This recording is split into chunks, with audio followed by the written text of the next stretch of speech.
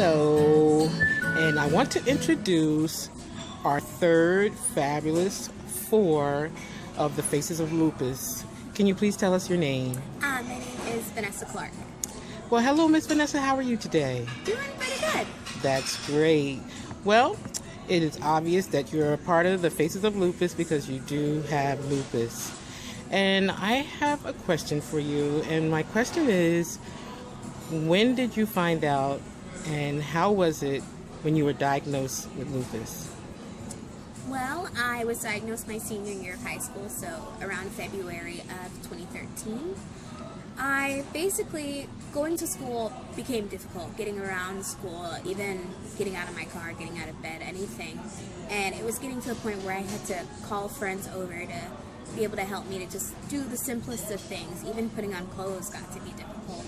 And so we figured, okay, well, this could be an arthritic thing, so I went to a rheumatologist. The rheumatologist took some tests, and I thought, well, you know, it's probably going to be juvenile arthritis or something like that. It's something that should be manageable. And she gives me a call while I'm on my way to work, and she says, okay, well, I'm sorry to tell you, Venessa, but you have lupus. And I was like, okay, what's that? She's like, well, it's not a lot of information that I know about it, but, you know, we're going to work on this. We're going to see what we can do. And throughout that progress, things just kind of got worse, so I decided, well, you know, we're going to talk to a family friend that is in, like, the medical field and see what he has to say about this. And from what he knew, we went to another rheumatologist. Well, I wasn't able to see the one that he wanted to send me to, so I went to his associate, and we kind of tried to get on different medication there, and that didn't pan out so well, so I'm with the one that I'm now, and so far, things are going upwards in the right direction. So with that being said, in regards to your travels with doctors, how was that experience due toward the fact that now you're with a great group of doctors, but how was that experience going forward? Getting into like changing doctors and trying to find the right ones, it was really difficult because, I mean, you know, when you find doctors like a primary care doctor or something like that, you want to trust them because they have your life in their hands, basically. Right. So it's like when you're moving around, you have like a sense of, well, no sense of stability, really. You feel like you're kind of naked to the doctors, basically. Okay. And finally, you found a group that you're really comfortable with and have a great bedside manner and kind of like know what's going on with this mystery. Definitely. Yeah, of lupus. Okay, so what drawn you to the Faces of Lupus? Well, lupus was something that I didn't really know a lot about, it being a disease that I had for over 2 years. And when something's eating at you like that, you want to try to seek out people that are similar to you. So I personally didn't find it, but one of my wonderful sisters was kind enough to push me in the right direction. Oh, that's great. I love your sister. That is great.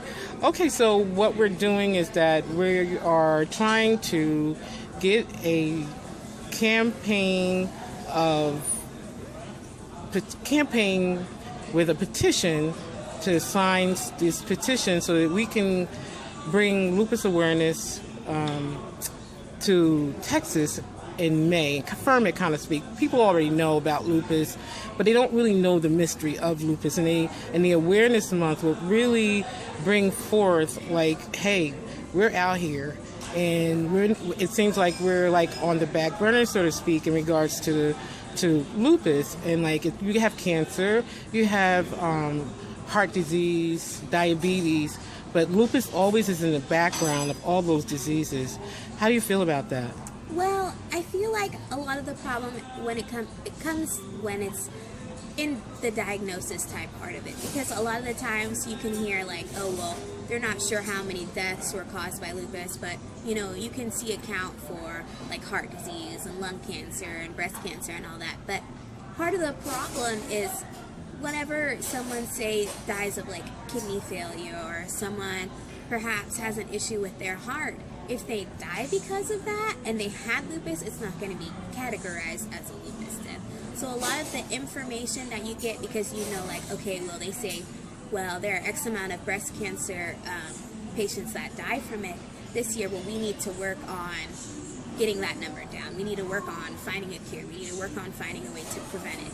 And since we don't have that many numbers and that much of study behind it, one, you find that new patients that are brought into this world, you're kind of like thrown out onto a raft with nothing to get you anywhere. Right. You feel like you're isolated from the world, and being a part of a group like this, trying to bring it into the limelight, trying to show, like, you know, we have lupus and it's something that can be harmful and it's something that can bring you down, but we're people that are trying to uplift others that have it and bring it into the light so that people can find a way to be able to cure it and to be able to manage it and know that they're not alone. There are a bunch of other people have it, and it doesn't discriminate against age, race, sex. Anyone can get it.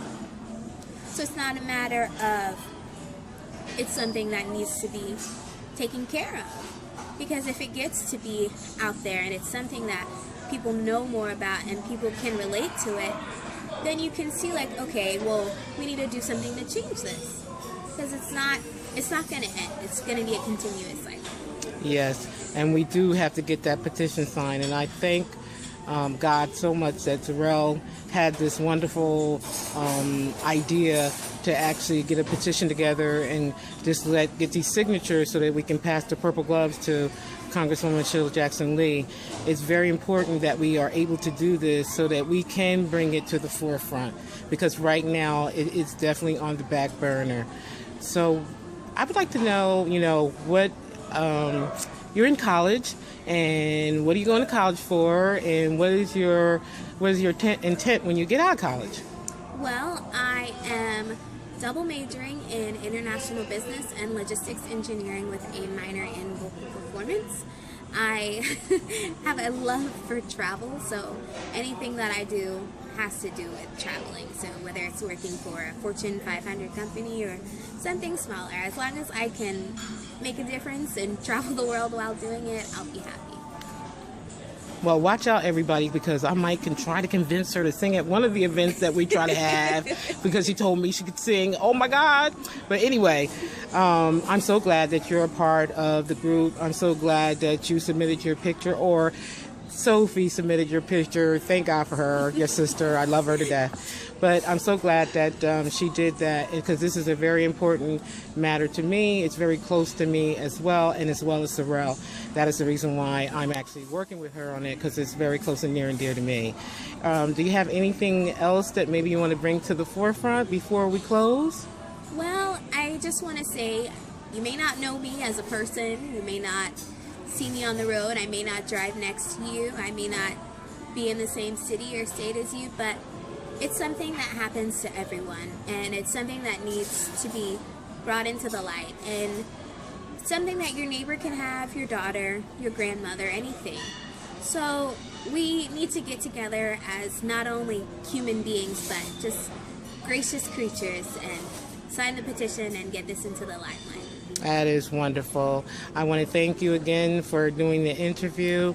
It was a wonderful afternoon spending time with you, getting to know who you are. And let's just keep fighting until we could just get everybody to come in agreement that lupus is a very big disease, that it's a mystery that people really don't know about and that they should know about, and that is the reason why we want to bring it to the forefront for Lupus Awareness Month in Texas. She also wants to take it nationwide, so that's very good too, but we start here because we're here. So we're going to start here. So I thank you once again, and you have yourself a beautiful day. Thank you. You're welcome.